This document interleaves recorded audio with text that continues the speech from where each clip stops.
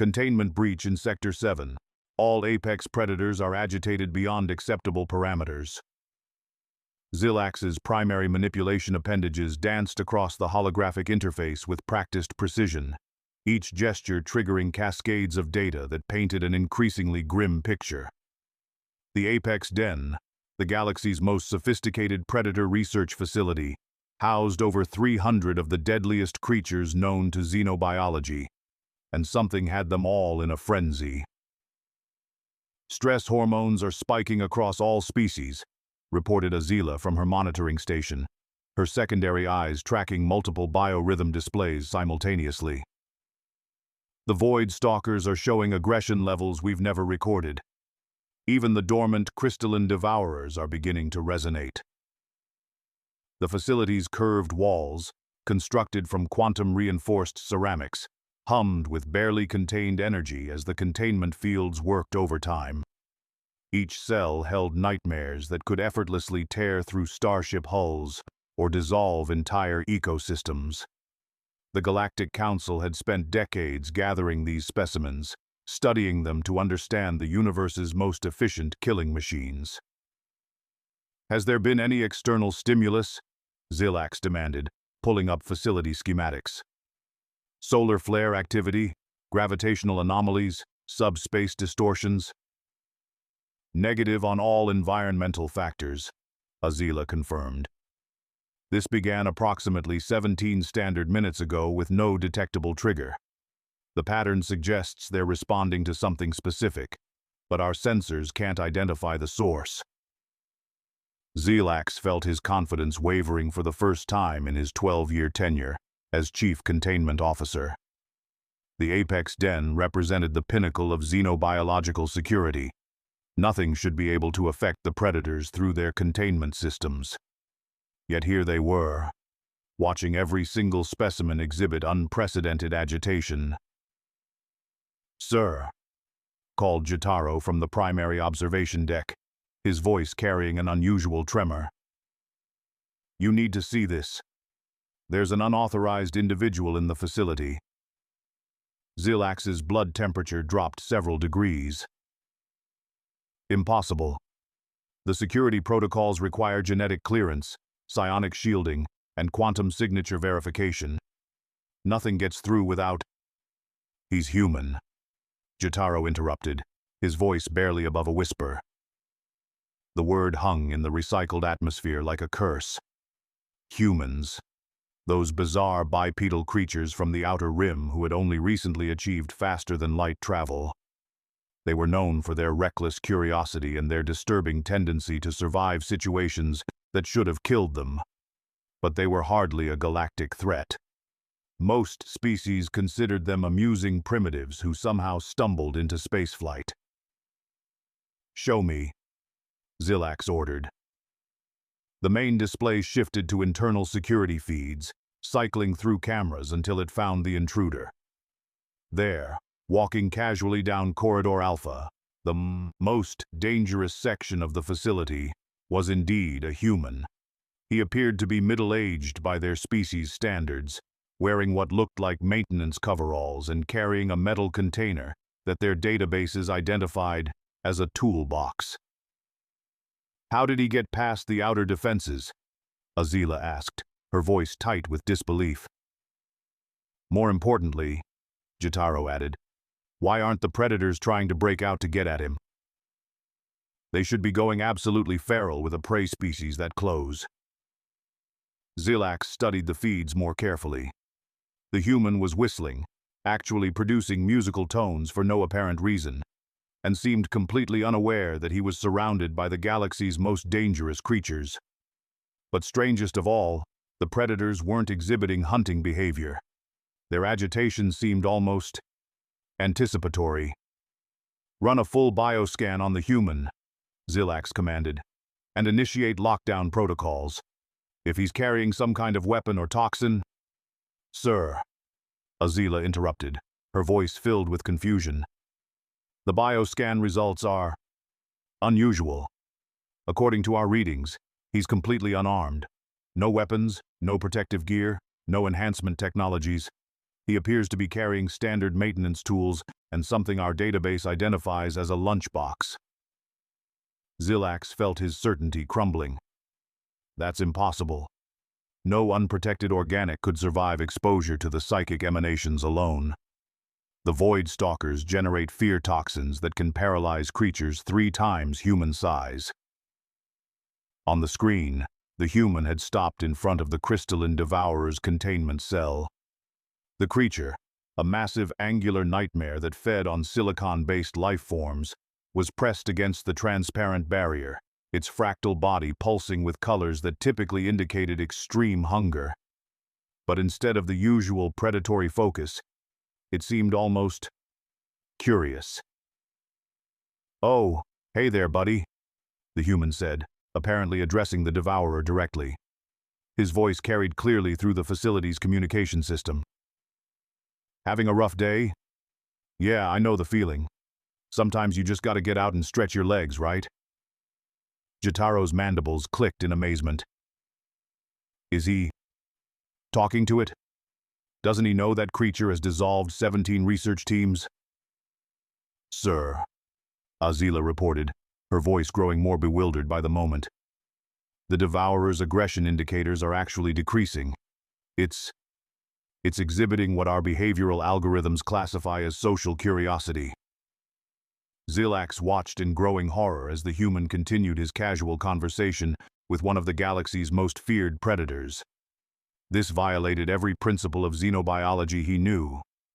Apex predators didn't socialize with prey species. They certainly didn't show restraint when faced with easily accessible food. "Emma Johnson, facility maintenance," the human said, apparently reading a name tag on his coveralls. "Though I guess you guys probably don't get a lot of maintenance. Workers down here. Say, you wouldn't happen to know why all your neighbors are so worked up today, would you?" The crystalline devourer, a creature that had never shown interest in anything except consuming and killing, actually shifted its massive form to better observe the human. Its crystalline matrix began producing soft harmonic frequencies that their computers had never recorded before. "It's singing," Jotaro whispered. "A predator that has killed hundreds of sentients is singing to a human maintenance worker." "This is unprecedented," Zilax muttered, pulling up every file they had on human biology. "There must be something about their physiology we've missed. Some kind of chemical emission or bioelectric field that affects predator behavior." On the display, Emma had moved on to the next cell, which housed a Void Stalker, a creature of living shadow that fed on fear and despair. It should have been driving psychic spikes of terror into any nearby consciousness.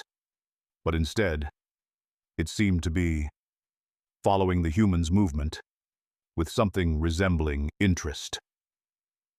"Morning," Emma called out cheerfully. "Wow, you're a big one, aren't you? I bet you're tired of being cooped up in there. Don't worry, I'm just here to check on the ventilation systems. Make sure everyone's getting fresh air." "Fresh air?" Azila repeated incredulously. "These creatures don't breathe atmospheric gases. Half of them don't even require oxygen."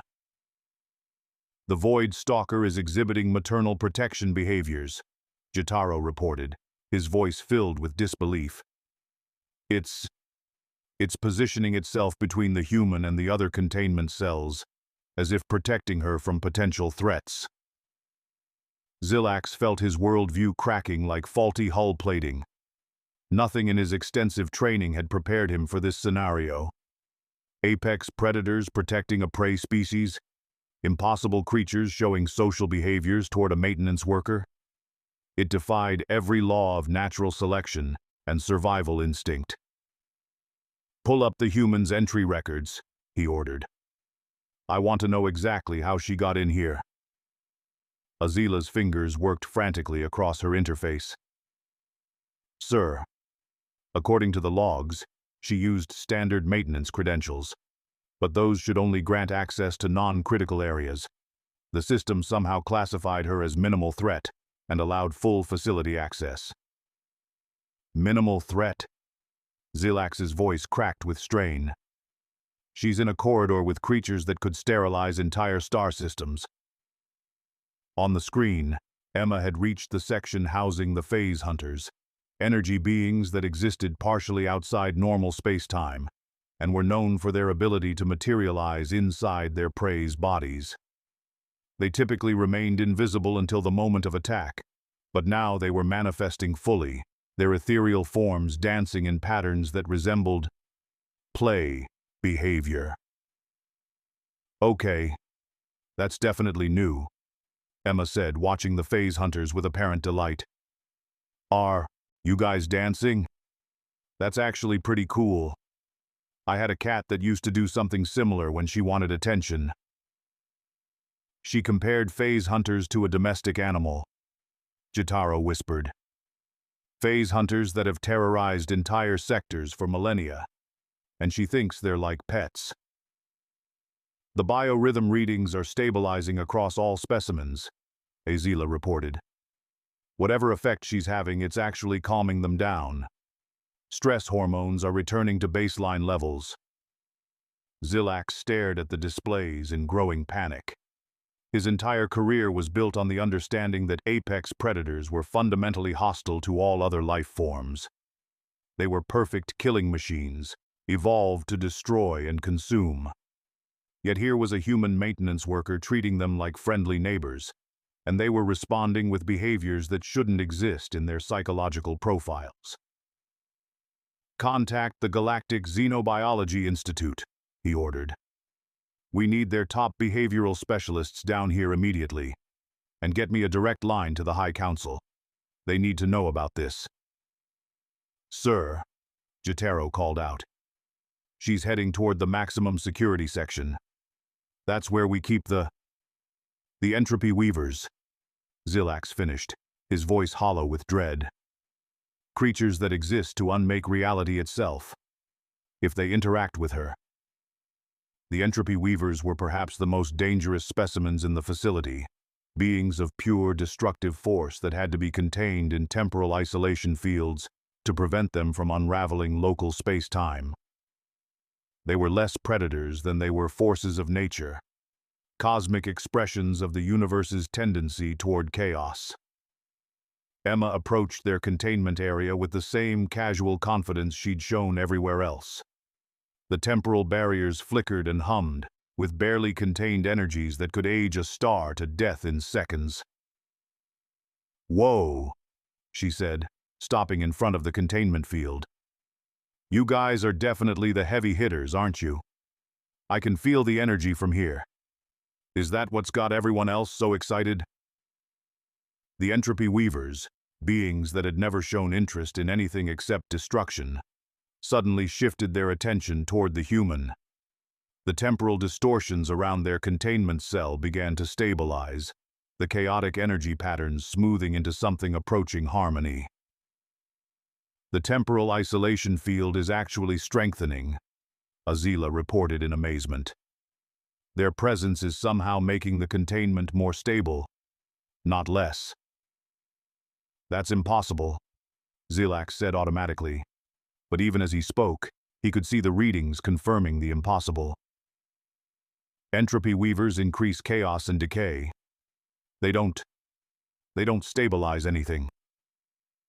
On the screen, Emma had set down her toolbox and was examining the containment controls with professional interest. Looks like your isolation matrix could use some calibration. The harmonic frequencies are a little off. Probably why everyone's been feeling restless.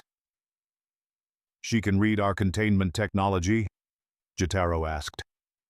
That system required 12 years to develop and uses principles that most species can't even comprehend. Hang on, Emma said, producing what appeared to be a simple hand tool from her kit. This should help balance things out a bit. Zilax watched in horror as the human began making adjustments to a containment system that had taken the galaxy's finest scientists over a decade to perfect. Any mistake could result in a catastrophic breach that would endanger the entire sector. Stop her, he ordered. Initiate emergency lockdown protocols. But before the security systems could respond, Emma had completed her adjustments. The temporal isolation field stabilized completely, its energy readings dropping to levels they'd never achieved before. The entropy weavers, instead of raging against their containment, seemed to settle into a state of peaceful dormancy. "There we go," Emma said with satisfaction. "Sometimes you just need to tune the resonance frequencies to match the occupant's natural energy patterns. It's well, like adjusting the temperature in someone's bedroom so they can sleep better." She compared cosmic entities of destruction to sleeping occupants. Azila whispered. The facility's alarm systems suddenly fell silent. Across every monitor, the predator agitation readings returned to normal. Not just normal, but better than normal. Many specimens were showing signs of contentment that had never been recorded in their behavioral profiles. "Sir," Jotaro reported, his voice shaking.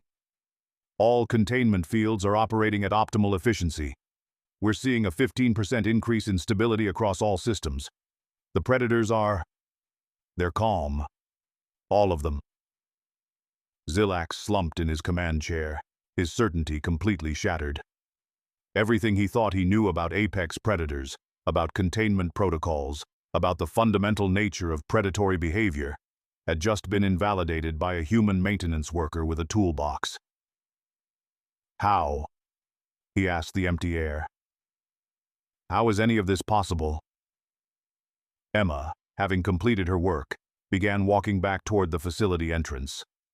As she passed each containment cell, the creatures inside followed her movement with what could only be described as affection.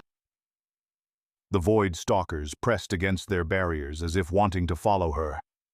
The phase hunters maintained their visible forms to watch her go. Even the crystalline devourers were harmonizing in what sounded remarkably like a farewell song. "Ma'am," Zilax said, activating the facility's communication system. "This is Chief Containment Officer Zilax. Could you please explain what you just did?" Emma paused and looked up at the nearest camera. "Oh, hi there. Sorry, didn't want to interrupt while you were working. I just noticed your containment frequencies were a little out of sync with your residents' biorhythms. Happens all the time in facilities like this. Nobody thinks to ask the occupants what they actually need, you know?" "Ask them," Jotaro repeated. "They're apex predators. They don't have needs beyond killing and consuming." Emma laughed, the sound somehow managing to carry warmth even through the facility's sterile communication system. "Oh, that's where you're going wrong. Just because something's really good at surviving doesn't mean it wants to be miserable all the time. These guys are just frustrated because they're cooped up in uncomfortable conditions. I mean, would you want to live in a room where the lights were always flickering and the temperature was never quite right?" "But they're predators," Zilax said weakly. "They're designed to kill." "Sure," Emma agreed cheerfully. "And I'm designed to fix things. Doesn't mean I go around breaking stuff just because I can repair it afterward. Look, I've got to head over to Section C. Apparently, your atmospheric recyclers are making some weird noises. But your containment systems should run smooth as silk now. Just remember to check the harmonic resonance every few weeks, okay?"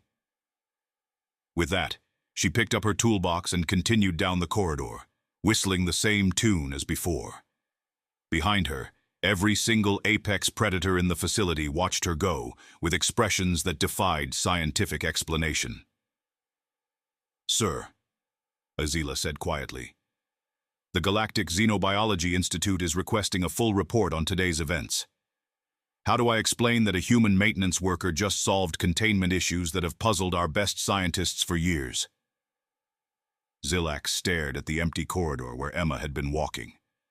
Around them, the apex den hummed with perfect efficiency for the first time since its construction. The most dangerous creatures in the galaxy were content, their containment systems optimized beyond anything previous science had achieved. I don't know, he admitted. I don't know how to explain any of this. On the screens, Emma disappeared around a corner, heading toward whatever maintenance task awaited her next. But something had changed in the facility. Something fundamental.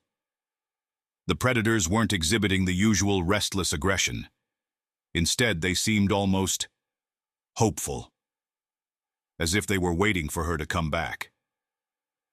"Sir," Jotaro said hesitantly, Should we offer her a permanent position?" Zilax considered this. The galaxy's most sophisticated predator research facility had just been optimized by a human with a toolbox who treated cosmic horrors like friendly neighbors. Every principle of xenobiology suggested this was impossible, yet the results were undeniable. "Draft the paperwork," he said finally. "But put her down as a specialized containment consultant. I don't think maintenance worker adequately covers whatever it is she actually does." As if in response to his words, the facility's systems chimed with an incoming message. "Hey, this is Emma. The atmospheric recyclers in Section C just needed their filters changed, but I noticed your quantum stabilizers could use a tune-up too. Mind if I take a look at those tomorrow? I think your predator friends would appreciate the improved environment. See you Monday." Zilax looked at his colleagues, all of whom were staring at their instruments with expressions of bewildered amazement. Outside, the Apex Den continued its quiet operation, housing hundreds of deadly creatures who were now content for reasons that science couldn't explain. "Reschedule my meetings with the High Council," he said quietly. "I think we're going to need a lot more time to figure out what just happened here." Through the facility's transparent observation ports, stars wheeled overhead in their ancient patterns, indifferent to the small revolution that had just taken place in one research station on the galaxy's outer rim. But for the first time in the Apex Den's operational history, both predator and prey had found a moment of unexpected peace, thanks to a human who treated impossible things as perfectly ordinary problems that just needed the right tool and a friendly approach.